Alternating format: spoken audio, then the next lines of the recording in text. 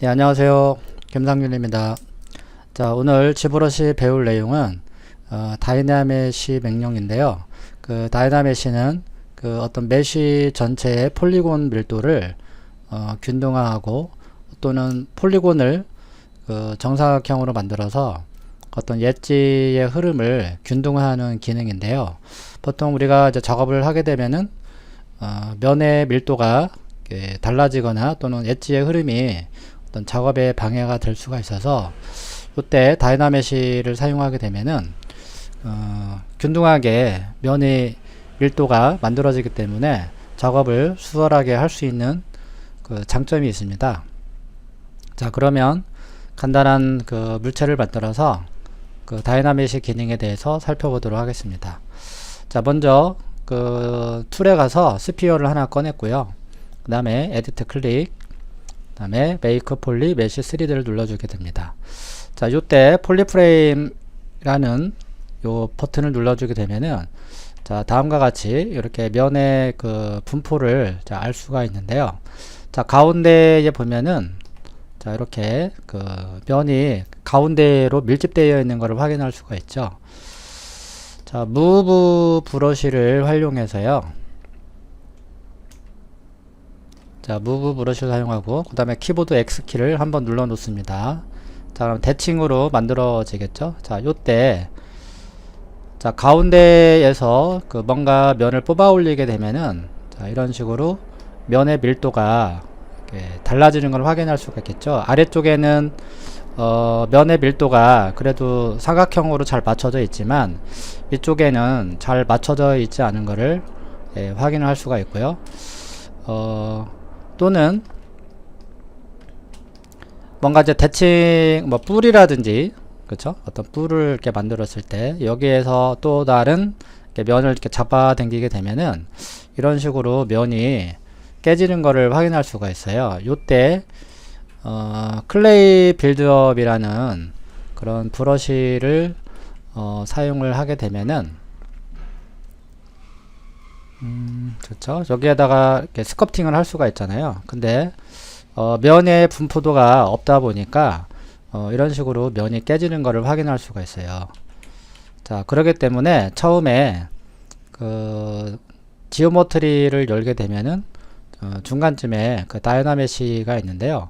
자, 이 다이나메시는 아까도 이야기했지만 면의 어떤 밀도를 균등화하는 데 목적을 두고 있습니다. 그래서 아래쪽에 보면 그 리졸루션이 있는데 이거는 그 면의 해상도라고 보시면 됩니다.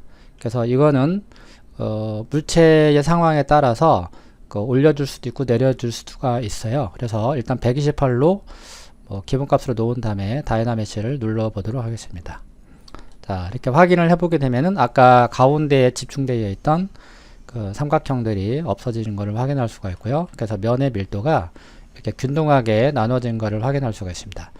그래서 여기에서 뭔가 무브 브러쉬를 이용해서 이렇게 잡아당겼을 때 아까와 그 똑같은 현상으로 이렇게 면의 밀도가 깨지는 것을 확인할 수가 있겠죠. 요때 다이나메시를 업데이트를 해주셔야 되는데요. 요때는 다시 한번 클릭을 하게 되면은 이게 취소가 돼 버리기 때문에 업데이트를 할 수 있는 그 방법은 컨트롤 키를 누른 상태에서 우리가 마스크를 해제하듯이 여기다가 사각형을 그려주시게 되면은 면의 밀도가 다시 이렇게 균등하게 바뀌게 됩니다.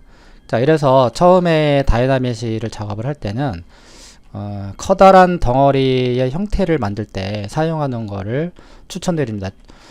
물론 디테일하게 작업을 하는 것도 물론 다이나메시를 사용할 수가 있겠지만 디테일하게 작업된 어떤 물체에다가 다이나메시를 적용하게 되면은 면의 분포도가 다시 일어나기 때문에 디테일하게 작업했던 것들이 다 이렇게 뭉개지는 현상이 나올 수가 있어요. 그렇기 때문에 초반에는 이렇게 기본적인 형태를 잡을 때, 큰 흐름을 잡을 때는 다이나메시를 이렇게 업데이트를 이용해서 계속해서 뭔가 추가로 계속해서 다이나메시를 적용하면서 기본적인 형태를 다듬어 가는 거죠. 네, 이런 식으로 해서 다이나메시를 적용하고요. 그리고 이제 가능하면 여기 프로젝트가 있는데 이 프로젝트를 켜놓은 상태에서 이렇게 다이나메시를 적용해 주는 게 좋아요. 왜 그러냐면은 원본의 형태를 유지를 하면서 계속해서 업데이트가 일어날 수 있게끔 도와주는 기능이기 때문에, 그래서 요거는 프로젝트를 켜놓은 상태에서 뭔가 이렇게 작업을 하잖아요. 그 다음에 다시 업데이트를 누르게 되면 기본의 형태를 그대로 유지를 하면서 다이나메시가 업데이트가 일어나는 거죠. 그러니까 가능하면은 초기에는 프로젝트를 사용하시는 게 좋습니다.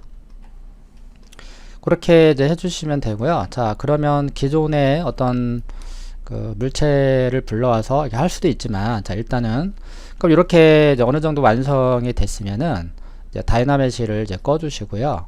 물론 이 상태에서 계속해서 작업을 할 수도 있어요. 하지만 면의 밀도가 정해져 있기 때문에 계속해서 면의 어떤 양을 늘릴 수가 없겠죠. 그러기 위해서는 자, 아래쪽에 보면 G 리메셔가 있어요. 그래서 G 리메셔를 눌러줌으로써 면의 흐름을 다시 한번 잡아주는 거라고 보시면 돼요. 보통 면의 흐름을 토폴로지라고 하는데, 그거를 다시 재구성하는 거, 면을 다시 재배치를 한다. 그래서 리토폴로지라고 합니다. 그런 기능이라고 보시면 돼요. 그래서 여기 G 리메셔는 뭐 다음에 혹시 또 기회가 되면 이 부분에 대해서 또 설명을 드리고요. 그래서 G 리메셔를 이렇게 누르게 되면은 기존의 다이나메시와는 다르게 면의 흐름이 이렇게 자연스럽게 만들어지는 것을 확인할 수가 있습니다. 자, 그리고 여기에다가 뭔가 또 디테일하게 또 작업을 할 수가 있겠죠.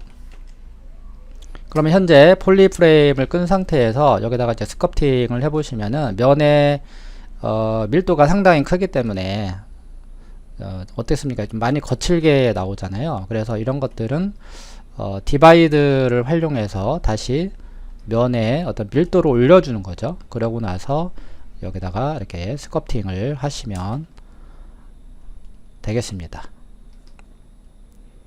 네, 아시겠죠? 네. 요런 게 그 다이나메시의 목적이라고 할 수 있고요. 자, 그 다음에 아까 다이나메시의 잠깐 옵션을 보면은 여기 add, sub, end가 이렇게 있는데, 요거는 이제 합집합, 그 다음에 차집합, 교집합이라고 할 수 있어요. 그래서 다이나메시를 활용하게 되면은 어떤 물체를 여기다 추가를 해서 합칠 수도 있다라는 거죠. 자, 그러면 그 물체를 한번 적용을 해보도록 하겠습니다. 자, 여기에다가요, 자, 언두를 좀 했습니다. 스피어를 하나 집어 넣을 건데요. 자, 여기 어펜드나 인서트를 이용해서 스피어를 하나 넣어 줍니다. 자, 그리고 W키 무브를 이용해서 자, 앞쪽으로 이렇게 뺐어요. 자, 그리고 나서 자, 여기 아래쪽에 보시면은 이게 이제 합집합, 차집합, 교집합을 의미하는 건데요. 자, 아무것도 이제 선택되지 않는 상태, 이제 기본적인 게 지금 합집합으로 되어 있잖아요. 그래서 위에 거를 선택을 하고 다시 한번 다이나메시를 한번 넣어 보도록 하겠습니다. 물론 우리가 지금 뭘까요? 서브 디바이드를, 디바이드를 우리가 적용된 상태잖아요.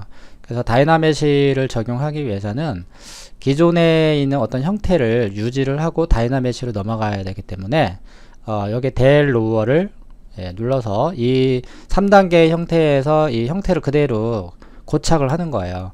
그리고 나서 다시 다이나메시를 눌러주게 되면은 그래도 그 형태를 그대로 유지를 하게 됩니다. 네. 자, 그리고요. 자, 요 서브 툴에서 이 별도로 있는 이 레이어를 합쳐줘야 되겠습니다. 그래서 머지 다운을 자, 이렇게 눌러주시게 되면은 자, 아직은 합쳐지지 않은 상태죠. 여기다가 스커프팅을 이제 해보게 되면은 네, 합쳐졌네요. 그쵸? 네. 그래서 이렇게 업데이트를 하게 되면은 다음과 같이 이렇게 합쳐지는 것을 확인할 수가 있겠습니다. 자, 반대로요. 이번에는 차집합을 또 할 수가 있는데, 자, 또 W키 눌러서,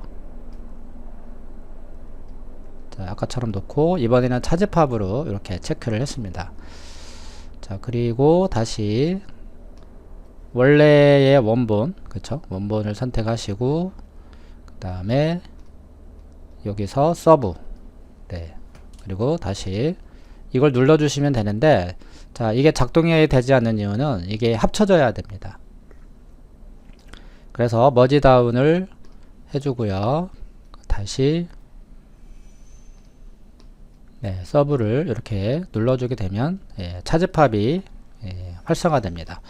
자, 이런데 모서리가 만약에 이제 거칠어지게 나온다 그러면은 폴리시를 눌러주시고 다시 한번 다이나메시를 업데이트를 해주세요. 그러면 여기가 더 매끄럽게 날카롭게 작업이 되는 걸 또 확인할 수가 있죠. 이런 식으로 해서 그 차집합도 마찬가지로 차집합을 하기 위해서는 위쪽에 여기 그 차집합이 아니죠. 교집합이죠. 네, 여기 교집합을 두 개를 동시에 선택을 해 주셔야 돼요. 그러니까 다시 말해서 이렇게 스피어를 불러드렸잖아요. 그럼 이렇게 두 개를 켜놔야 되겠습니다. 켜놓고 아래쪽에 있는 물체를 옮겨주신 다음에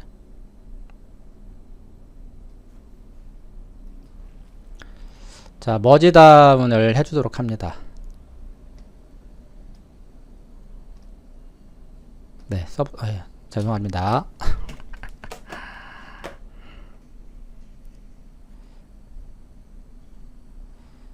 자, 서브 툴에서요, 그 머지 다운을 눌러주게 되면은 자, 이렇게 이제 합쳐졌어요. 그리고 나서 다시 지오메트리 와서 자, 엔드를 눌러보도록 하겠습니다. 그러면 다음과 같이 이렇게 교집합의 형태로 나오게 됩니다. 자, 그러면 자, 이런 방법도 있는가 하면은요, 자, 이번에는 다른 방법을 또 한번 사용해 보겠습니다. 자, 스피어를 꺼내 놓은 상태고요. 자, 메이크 폴리 메시 3D를 눌러 주었습니다. 자, 그리고 밑에 내려가서 자, 지오메트리에 다시 다이나메시를 켰어요. 그쵸? 자, 그리고 확인을 해 보도록 하겠습니다. 자, 그러면 다시 면의 밀도가 이렇게 달라졌죠? 자, 그리고 나서 자, 여기서 합집합, 차집합, 교집합을 쉽게 하는 방법은 아까처럼 이렇게 서브 툴에서 하는 방법도 있었지만 자, 여기에서 인서트 메시를 활용하셔도 돼요. 그래서 키보드에 자, I키를 눌러줍니다. 물론 여기 브러쉬를 눌러야 되겠죠? 브러쉬를 눌러주고 그 다음에 여기서 키보드 I를 눌러주면 I로 시작하는 그 브러쉬들만 나오게 되는데요. 그 중에서 자, 인서트 멀티 메쉬 네, 요거를 눌러보도록 하겠습니다. 자, 이거를 IMNam이라고 합니다. 자, 거기에 보면은 여러가지 기본적인 도형들이 있어요. 자, 그러면 박스를 한번 불러볼까요? 자, 박스를 선택을 하고 자, 물체 위에서 이렇게 드래그를 합니다. 자, 이렇게 회전을 해보시면 아시겠지만 다음과 같이 이렇게 마스크로 바꾸게 되겠죠. 바꾸게 됩니다. 그럼 정면에서 다시 한번 불러볼게요. 자, 인서트 큐브가 선택이 된 상태에서 자, 키보드 X 눌러줄게요. 그럼 정가운데를 선택할 수 있겠습니다. 자, 그 다음에 물체를 W키를 눌러서 자, 무브를 시켰습니다.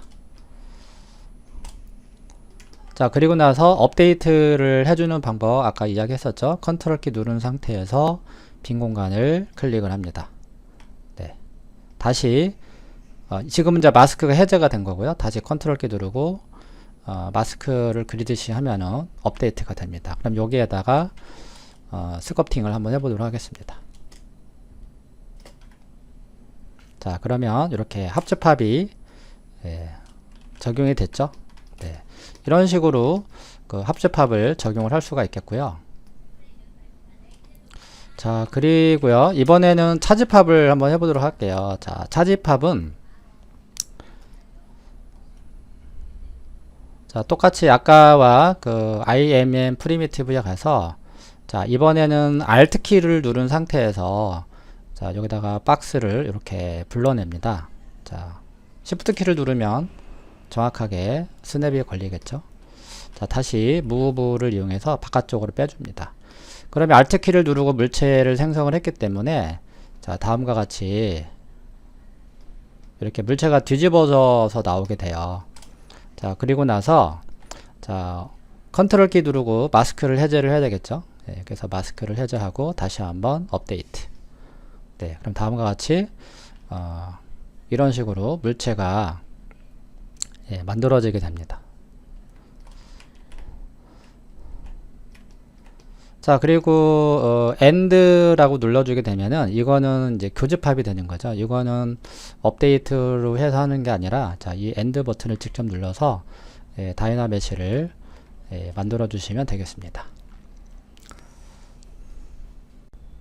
자, 이렇게 다이나메시를 이용해서 그 합집합과 차집합, 그 다음에 교집합에 대해서 한번 살펴봤습니다.